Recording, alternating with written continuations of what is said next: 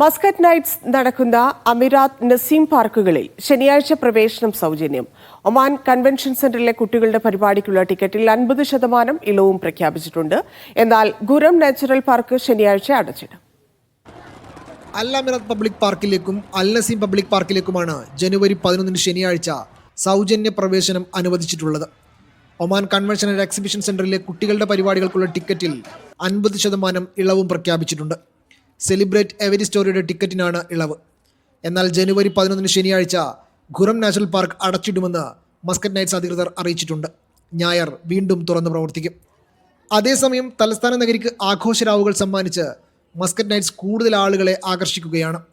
Festival തുടങ്ങി ഒരാഴ്ചക്കകം 2.5 ലക്ഷം സന്ദർശകരെത്തിയിരുന്നു. എല്ലാ പ്രായക്കാർക്കും ആസ്വദിക്കാനാവുന്ന തരത്തിലാണ് ഇപ്രാവശ്യം പരിപാടികൾ ആസൂത്രണം ചെയ്തിരിക്കുന്നത്. എല്ലാ ദിവസവും വൈകുന്നേരം 4 മുതൽ രാത്രി 11 മണി വരെയാണ് പരിപാടികൾ.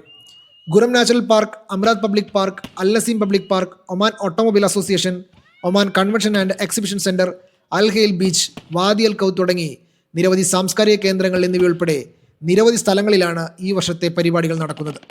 Media 1 Muscat.